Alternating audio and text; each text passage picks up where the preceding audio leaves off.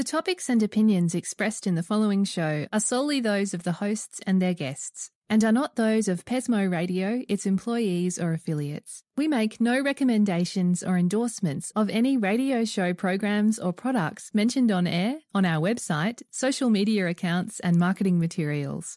No liability, explicit or implied, shall be extended to Pesmo Radio, its employees or affiliates. Any questions or comments should be directed to those show hosts. Thank you for choosing Pesmo Radio. Are you a songwriter? Are you looking to turn your songwriting passion into a full-time gig? Whether you are just at the start of your songwriting journey or a seasoned industry professional, this show is made for you. Welcome to the Songwriter Show, bringing together songwriting news, interviews, and community. Now, welcome your host, Sarantos.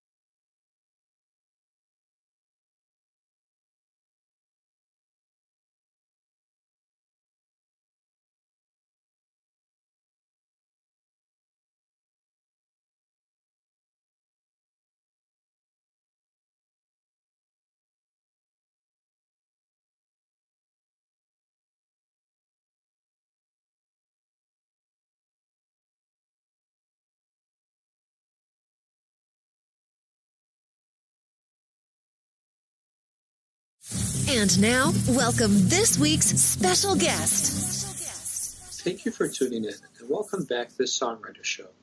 I'm your host, Sarantos. I'm a solo music artist who's been writing lyrics for as long as I can remember. Words are very important to me, and that's why I'm thrilled to host this show every Tuesday evening. I believe that every song is a story. The Songwriter Show is broadcast live on number one ranked Pesmo Radio and has listeners in all 26 countries in the world and every state in the U.S. The station is also licensed with ASCAP, BMI, CSAC, and Sound Exchange, and has partnerships throughout the music industry, including iHeartRadio and exposure to over 300 million listeners. Tonight's first and only guest is Megan Katarina. She's a Florida native singer-songwriter residing in Nashville, Tennessee. She tours the country playing intimate house concerts and connecting with her fans in very unique ways. She is really valued in her community for her vulnerable and quirky lyrics. Her latest album, To Be Honest, charted number 14 on iTunes this year and is available on all platforms. Welcome to the show, Megan. How are you doing tonight? Good. Thank you so much for having me. You're welcome. You're welcome. So you have a pretty cool story. I love the house concert thing. I haven't done one myself, but I've read so much about it, and I think it's definitely an intimate setting, and you can be authentic and real with people in the crowd. So tell us a little bit about that. Well, I got into it about 2 years ago. I have some friends in Nashville. They're a duo. They're called the Steel Blossoms, and they've been doing this for like 5 years. And they said to me, you'd be perfect for house concerts. You should give it a try. And initially I didn't want to do it because it seemed like a lot of work. But then I tried one after an offer to do one, and I fell in love with the format. It's like the way I do it is I make them for donation, and then I have certain guidelines to make sure it's still profitable and like just a valuable experience for both performer and host. But I do it for donations. I show up at anyone's house, and then they have like 20 to 60 guests seated and silent for an hour, and I'll play like 12 to 15 original songs and tell the stories behind the songs. And the reason why I really love it a lot more than playing regular gigs is because you get to actually get to know those people and see how directly how your songs and the stories behind them impact that person. It's really special. It's like whenever I do it, I'm immediately reminded why I do it. And you don't always get that in like a cover gig or like just a normal like big show. So yeah, the connection is the special thing about it. I'm sure. And 20, 30 sounds about right, but you get up to 60 people in a house, huh? Yeah, well, it depends. Some people do their yards. Like, people go crazy with it. It's really fun. Sure. And it's just you and your guitar? Yeah, it's like last summer I did a 4-month tour all across the U.S. and just brought a little PA and set up. That's awesome. So you're like Ed Sheeran, right? You don't have to pay for a big band or anything. Right. Yeah, I'm like Ed Sheeran. Yeah, I saw Ed Sheeran live last year, and James Blunt opened for him, and he kept making fun of that. It was kind of hilarious how. Oh, really? Yeah, because he has to pay for a big band, and Ed Sheeran's just him, but he makes it engaging. I mean, he really does, and I think an hour probably the perfect format. If you're up there for 3 hours, it might get a little old, but I think an hour is perfect. Thank you. Yeah, it is. It's crazy, like with people's attention spans and the phones and everything these days. A lot of people are doubtful that like people will want to sit still and be silent for an hour. But like you would be surprised how many people are starving for that much time to just be in the present. Yeah. So Jacob, one of our listeners, is asking, how do you get hooked up with these shows? Like, how do you find them? I think is what he's getting at. Across the U.S. Is there a website? How do you find people you're going to do house concerts at? So a couple resources. I would search Facebook groups, like search your area and then house concerts. If you want to do one with me or with my friends, the Steel Blossoms, we have a tab on our website, and it's you hit house concert and you apply. So there's that, like search some of those. Search artist name house concert. And then also So Far, you've probably heard of So Far, but they do a house concert sort of experience in almost all major cities, and you can just look up sofar.com. So those are a couple opportunities. It's like a deep web situation. You have to really look for. You do house concerts with other people? That sounds really cool. I don't think I've ever done one in collaboration with other people. It's like once you're in that network, you kind of share information with fellow house concert people. But there are other like formats where they do it with other people, and So Far does multiple people, which is really cool. I've heard about it, but it's just something I've thought about. I know some people are having tremendous success with it, and I'm sure it is much easier to book that and figure that out than doing bigger venues, which can be a huge disaster. The marketing, the flyers, the band, it just huge problem probably. Yeah, it's a lot of work for little return. And with house concerts, in my experience, you're not just building like a network, you're building a family.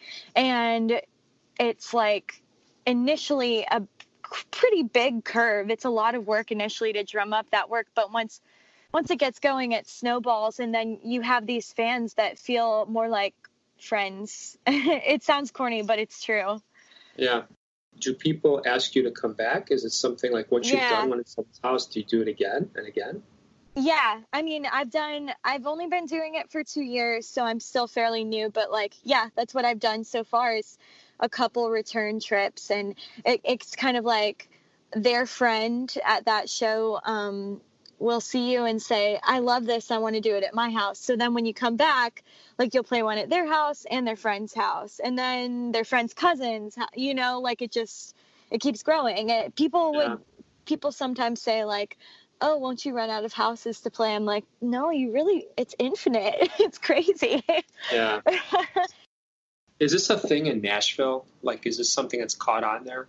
No, not at all. Not at all. It's very rare and kind of, I would almost say looked down upon because, it's such an independent artist way. Like, it's it's purely you doing it, and it's gritty, I guess is what I'm trying to say. Like, you're not being marketed, and you don't have a team. It's all you, and that's what makes it special to your audiences, is that it's like this personal down-home experience.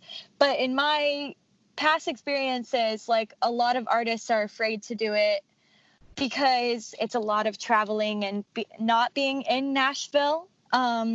And a lot of people don't want to be out of town for that long. And then the other thing is, like, you don't have any official whatever putting it on, if you know what I mean. Yeah. And plus the income, if you're doing donations, I'm sure some might do very well and other shows might not be as profitable. So it's a little inconsistent, right? Well, it's inconsistent, but I will say, like, you get what you put in. And it's the most profitable, like, venture I've ever been in when it comes to music. People are surprisingly generous. I'm sure, yeah. Yeah, well, it's and amazing. Think about it. If you're not splitting any of the door cut, or you're not splitting whatever, even if you make $100, $200, I mean, let's be honest, some of the gigs you lose money, or you... Yeah, right. So even if you make $100, $200 for an hour, and yeah, it might take you a couple hours to hang around, but if you get a lifelong fan, they get on your email list, they buy your music. I assume you sell CDs at house concerts? Yes, I do. Okay, so that's another revenue stream. Yeah, interesting. Yeah, thanks. Yeah. I've really found it to be very fulfilling. Yeah, I'm glad to hear that. So let's get a little bit into the music. So guitar, I think, is your main instrument, correct? Yes. Okay. How old were you when you started playing the guitar? I was 12. So yeah, like 12 years ago. All right. That's close to like Taylor Swift, right? So. Oh yeah, it was right when Taylor Swift was big. She was actually she was my inspiration for learning guitar at that time. Yeah, that's awesome. Well, that's a great role model to have, right? Yeah, I think she's fantastic. Yeah. What is your favorite type of song to do? Is it country? Is it rock? Is it pop? Is it acoustic? Do you have a favorite genre that you like to do? Yeah, I'm not sure. I really like on guitar and singing. I really like I would almost say like indie or 70s kind of music, like Joni Mitchell, Linda Ronstadt, John Prine, that sort of finger picking music. Yeah, kind of a little folksy, right? Yeah, exactly. Yeah, interesting. Okay, yeah, that's very cool. That's a great style. Do you have any success with TV and film placements? Because that seems to do well in the TV and movie world. No, I have not even looked into that, but it's a good idea. Yeah, I would definitely recommend it because they're always looking for your style.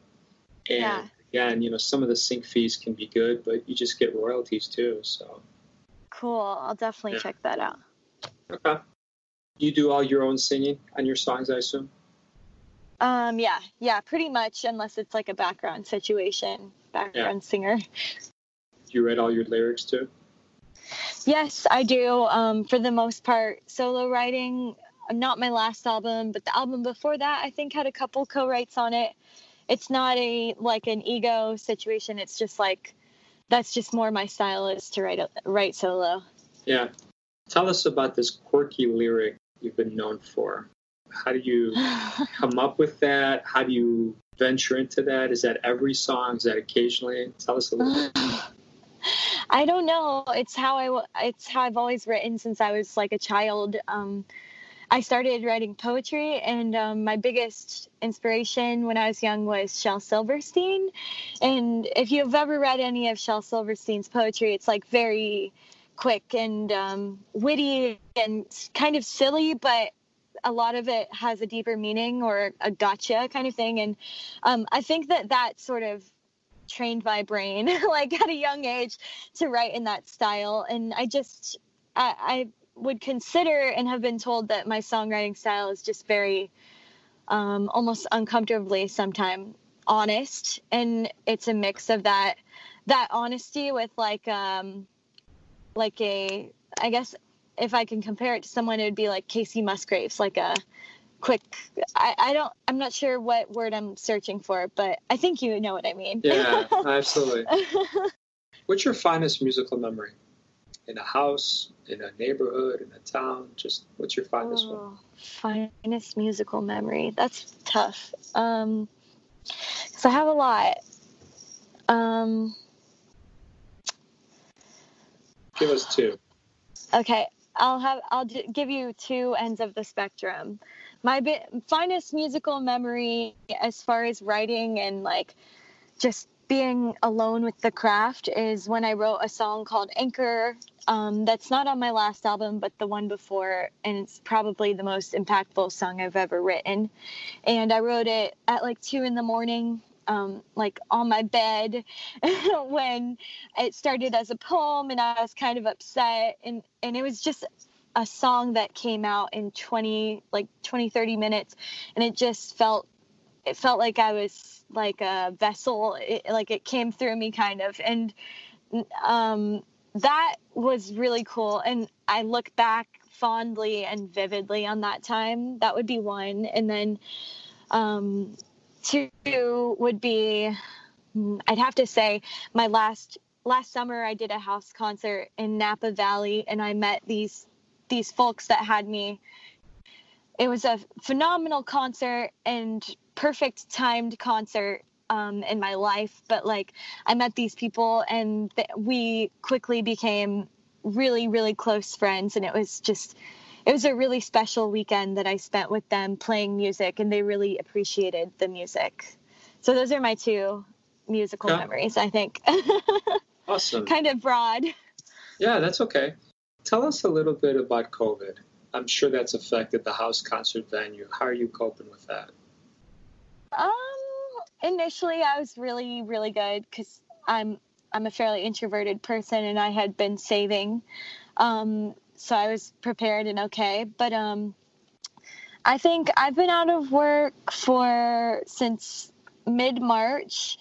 And I ended up purchasing a house in Nashville last month. So that I thought things were starting to return to normal around the time I purchased the house, and thought that I would be getting more work. But yeah, it's been pretty rough. I've had to adapt with online concerts, but it's kind of just a waiting game right now of like laying low and trying not to do anything extravagant until some sort of something can be worked out for musicians, because it's really tough for us right now, as you know, I'm sure. Yeah. Do you think it's going to take a while to recover? Yeah, yes and no. I just think it depends on the place. Like, I was in Nashville. I'm not in Nashville currently, but I was there a few days ago. And right before all the mandates happened, people were starting to congregate downtown, and it was starting to return to normal with jobs and stuff. But now it's back to square one. So I'm not sure how many times, it's gonna happen. It's really scary, the uncertainty. I would say another month or two at best, and then 6 months at worst. I'm not sure. Yeah. Who knows, right? Yeah, that's true. Yeah, no one knows. How are the online concerts for you? Are they less lucrative than the house concerts? Are they the same? Are they non-existent? Do people donate at all? Yeah, it depends. Like, no, they've been lucrative. The only thing is, it's a little bit more difficult to get people to regularly show up to an online concert. They've been really lucrative, and they've definitely helped a lot for me and for my fans, as like, not just from a financial standpoint, but from a connection standpoint. But it's been difficult to keep it spicy. I do them every 2 weeks, and at some point I thought, this will just go to a monthly thing, and I'll be playing real life shows again. And that hasn't happened. That didn't happen, yeah. But they are good. They're the next best thing to real life, Yeah. Yeah, it's tough, I don't have an answer. The life of a musician is tough because people want stuff for free. They sometimes don't appreciate how much blood, sweat, and tears went into our lyrics, our music, our concerts. And you have the people that make it big, and then you have all the rest of us. It's tough. I wish everybody could do well. I wish everybody could make it. And I don't have an answer for you other than we all share the same dream, and we all do it because we love doing it, and we all hopefully will make it.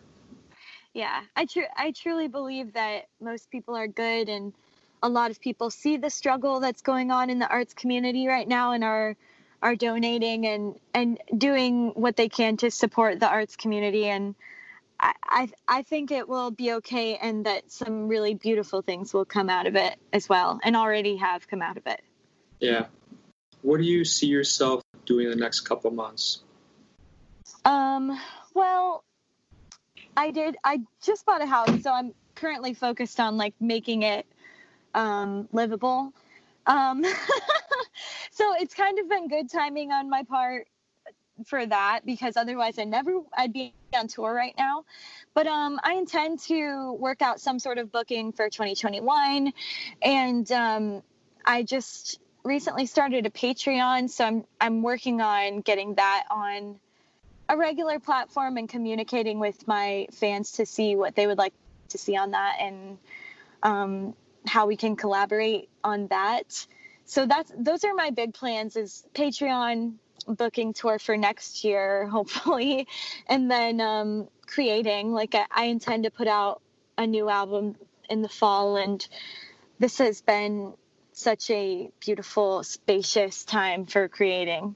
Tell us about your Patreon. I think Patreon can be a wonderful resource, but it's tough too. Sometimes I get on there and all I hear is people just kind of whining and begging for money. So right. There's a real fine line to that, but I think their mission is great. Thanks. Yeah, I struggled a lot initially with starting one, because it's really weird to ask for money. And my whole career, house concerts, is based off of asking. And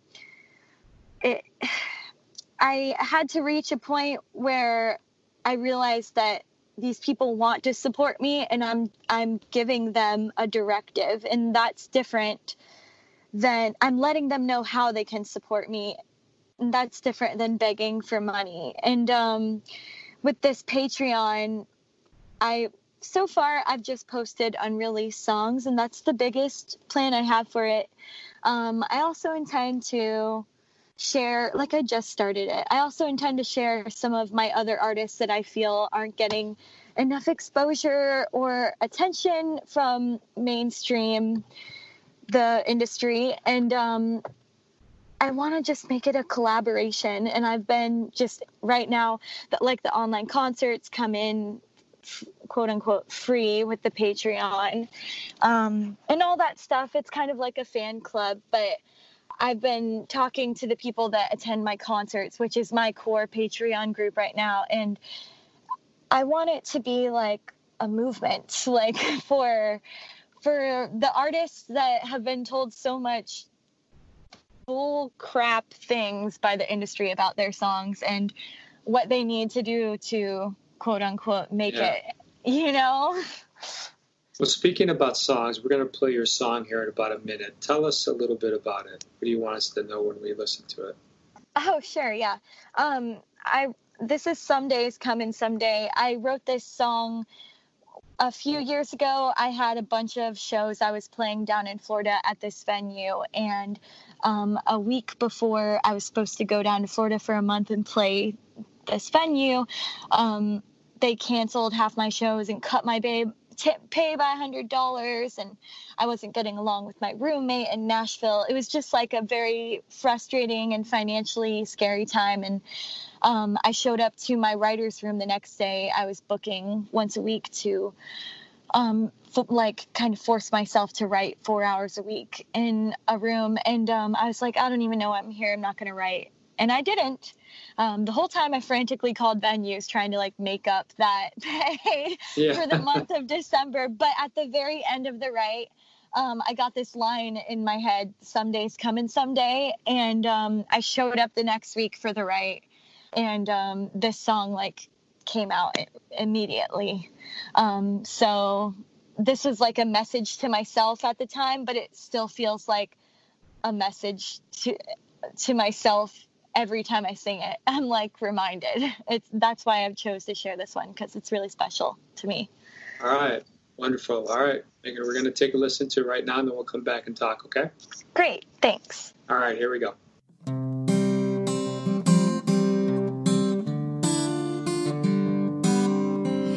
Someday I'm gonna have a house, nobody knocking on the bathroom door and yelling, get out. Someday I'll have a truck that runs, and I'll drive to the store without a maintenance light coming on. Someday I'll have a dog, and the dog will have a couch. Someday I won't be afraid to check my bank account. Someday's coming someday. It don't matter how many heartaches it takes. If the world keeps spinning and I keep my faith, I know someday's coming someday. Hey.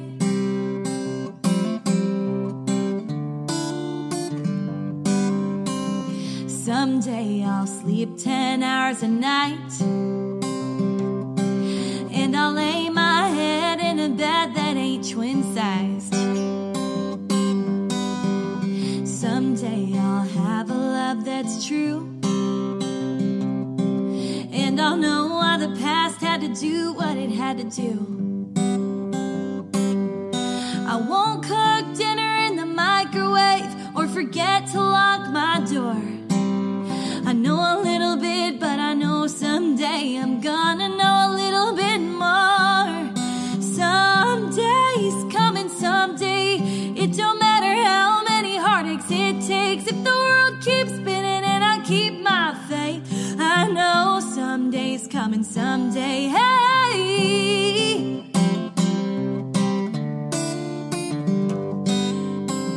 Someday in hindsight, I'll connect the dots I see from the hard times that led me to the place I'm meant to be. And I'll miss the times I didn't know if I'd be okay, but I'll be okay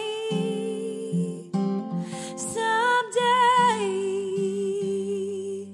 Someday's coming someday.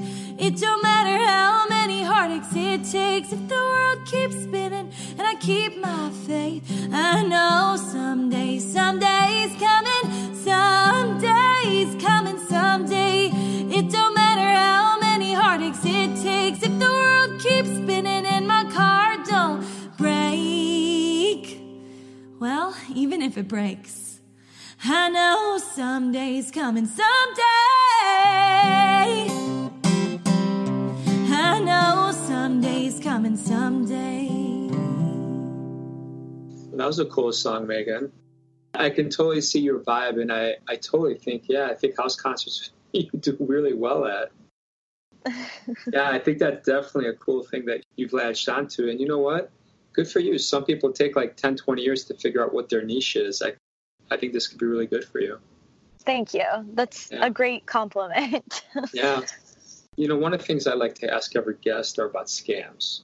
So tell us about a scam that's going around Nashville or Florida, something maybe you or a friend has fallen for that you want to warn us, because we should all protect each other. Oh, man. I don't know that I know of any scams. I heard in my neighborhood that there is a power, like people pretending to be the electric company. That's the only scam I've heard of recently. So beware of people pretending to be your electric company asking you for money. Yeah, anything from music. Oh, music. The house industry, or obviously men and women get targeted, but I kind of feel like maybe they might target someone like yourself doing house concerts. Maybe you kind of set things out on SoFar or something. I'm not sure.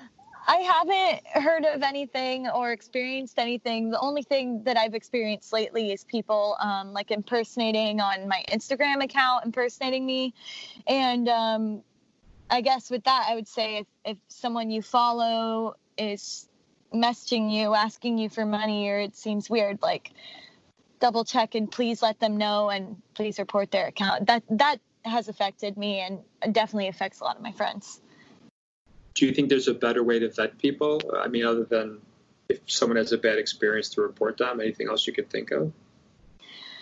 No. I mean, like, I would say, like, reach out to that artist and let them know and ask them to report that person. And then there's something that you can do on Instagram. You Google, like, what to do if someone's impersonating you, and there's a form you can fill out so that eventually it will be taken care of. But I ask my fans to report them because the sooner they're gone, the better, because it's not good for reputation to have somebody that looks like you, that people think they're you, asking for money or other crazy things. Yeah, absolutely. Yeah, it's crazy. In terms of your unique style, what do you like to start with? Do you start with a melody on your guitar? Do you start with lyrics? How do you get going? It's really funny. It's pretty much different every time, but for the most part, lyrics. It's very rare that I will start with a melody, and it's very, very rare that I will even have a guitar near me when I'm writing. Often, like, I write just like I hit record on my phone and I sing into it while I drive. That's like how I write 60% of my songs. It's all lyric driven and almost like more poetry driven, writing first. That's interesting, yeah. Thanks. What's the next step? Do you put the guitar to it after that, or do you, like, what if lyrics don't fit into what melody you've come up with? I assume you tweak them then, right? Yeah, like I force them to fit. I do really weird things with the syllables and like the emphasis on the cadence. And I think that's another thing that people mean when they say quirky, is that I kind of make, when I write, I feel that I make words fit that most people would be like, oh, let's give up on that because I want it to fit. And then, yeah, I add in guitar way later. That's the last thing I add. I figure out the chords and add it in usually, unless I have like a riff that is really cool that I thought of. Yeah. Well, have I got a story for you? So I got to say this because of what you just said. So I've been doing this about 7 years. And of course, I didn't have formal training, right? So I would fit things in places that they didn't necessarily go. I would make words fit. And, you know, that's what you just reminded me of when you were talking about it. So for the last 4 or 5 years, I've been taking songwriter lessons. So I've learned the error of my ways. But the interesting thing is, once you know all the rules and you know about scansion and all these different things, then to make it different, then you start doing quote unquote quirky things. You know, you put it in the unaccented spot, and sometimes for rhythm, you put a few more words. So it's interesting because I've kind of come full circle now. And what I realized the last 2 years that I've been doing everything myself is things are very boring because, you know, I'm like, no, the melody has to be perfect. And it's a third, a fifth. And now I'm going back to, so it's interesting. It's almost like, okay, you know all that. Now you got to throw all that away and just sing and just, I don't know. You know, I don't know what's right. I don't know what's wrong anymore. It's like, it's it just depends what people like. Break the rules. Yeah. Yeah, totally. My teacher says, he's like, well, if you know the rules, you can break them. But you didn't know the rules before. So I get it. But it's interesting how we all have these unique journeys. At the end of the day, you know how it is, right? Someone can listen to your quirky lyrics and think you're the next Picasso, and the other person could be like, what in the world is going on? So you're not going to appeal to everybody anyway. Right. That's the beauty of art, is that everyone gets to decide what it means, and it means something different to everyone. Yeah, no, absolutely. Tell us about your website, your socials. Where can people listen to your music, buy it, contact you if they want to, collaborate with you, or have you do a house concert? Give us some of that. Sure. So I guess the best place to find me would be megankatarina.com. That's my website. And if you're looking for my music, there's pages on there, more info about me. And there's also, if you're interested in having a house concert, there's a page on there. I think it just says house concert, and you can click it and fill out the form about yourself. And we could set that up late whenever it's, a good time to resume that touring. But so that's the house concerts, and then just general info about me. I'm on Apple Music and Spotify. I also have all my albums for sale on iTunes. If you're interested in physical copies, I'm a physical copy type person, and I have all my CDs on my website as well, where you can order them. So that's music, house concerts, Patreon. You can find that info on my Facebook, I would say. And my Facebook and my Instagram are just Megan Katarina. Info about the Patreon will be on my Facebook, and I've just now reminded myself to put it on my website as well. And I think that's the gist. I think that's the gist. Oh, and if you want to attend an online concert, the next one is next Wednesday, and I do them every other week. And the best way to get in on that would be to check my Facebook, and you can sign up through Crowdcast. That was a lot of rambling, but hopefully I covered all the bases. That's all right. People will be able to hit the rewind button and listen to it, so don't worry about it. Great. Yeah. What do you think musicians should do to get people to take them seriously? Is there some magical elixir, or is there, what would you suggest? That's an interesting question. I would say two things. The first thing is be yourself, be your authentic self, and don't try to be someone else or write like someone else.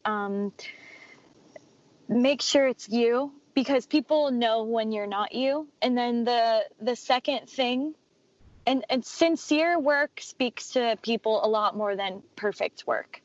And then the second thing I would say for people to take you serious is, everyone says this, but keep hard work, keep working, and pick one focus of what you want to work on and work your booty off at it. Those are the two things. And then people aren't, I hate when people say this, because I have a ton of hobbies and interests, but there is some truth to it. People won't take you seriously if you're, 5 to 10 different things, a songwriter, a juggler,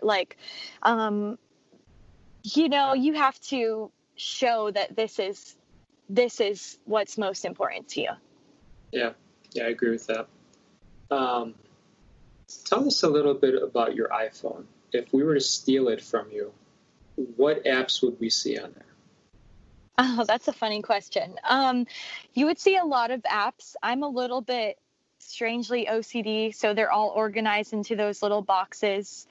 I'm looking at it right now. I have my most used app would be Apple Music, and then Goodreads, because I love to read, Pandora, of course, astrology, or the kinds where you can see the constellations, and a ton of stuff that I don't use. A lot of apps I'm seeing. Okay. Is there a place that sticks out in your mind as the coolest house concert you've ever done? Maybe a location or a city? Yeah. I would say that one I told you about earlier, Napa. That would definitely be the coolest house concert I've ever done. And in case they do listen to this, my hosts were Gina and Kenny, and they're amazing people. But I also got to do one in Colorado Springs at this couple. They host concerts, and they kind of do it as a community thing. You could check them out on Facebook. It's Casa de Ville in Colorado Springs, and they are in the backyard of Garden of the Gods, and playing a concert there and getting to stay with them was dreamy. It was amazing, and they're really, really cool people. One of the things I was going to ask you, which maybe so far does, but how do you know what it's like? If it's an outdoor, indoor, if you end up going there and it's a 1-bedroom apartment, Do you know, because people can lie about it. So how do you know? For the most part, I only play places that I have references. So I have some sort of connection with those people for the most part. And then just very intentional communication and over time learning the right questions to ask to screen people. Yeah, I think that's definitely important. Yeah. Some crazy things did happen in the beginning. I'm sure.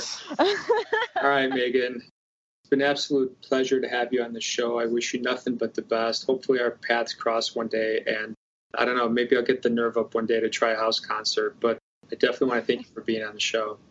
Yeah, thank you so much for having me. It was truly an honor, and I had so much fun talking to you. I'm so happy to hear that. So thank you all for tuning in tonight. I want to thank you for listening to us and spending a little time with us. I know your time is precious, and again, thank you for spending it with us. I hope everyone's unique story gets heard around the world. My name is Sarantos. Please join me every Tuesday night to hear other amazing artists share their fascinating behind-the-scenes stories right here at the Songwriter Show. And tonight, I'm going to leave you with one of my songs that's a little folksy rock song called Coming Home. We all have a story, and it begins somewhere. Home could be many things. Home is usually a beginning, but for some, home is where they began and where they end. For others, home is only something they find after many years of searching.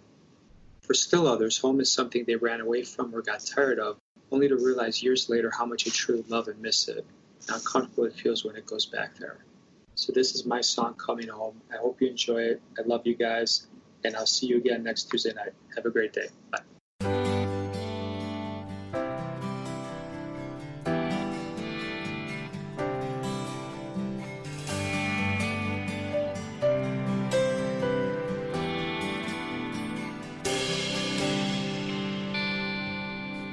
I ran away to the city that one day. There I found so much trouble, nearly drowned. The bold taste was a thrill, but a waste. Only ended up in a corner, badly dented up. Each dawn brushings, no real freedom in the rain. It's the smell of wonder and way we fell. Needed you, the green grass and thunder. The mirror couldn't lie. Sad, tired eyes, so I said goodbye.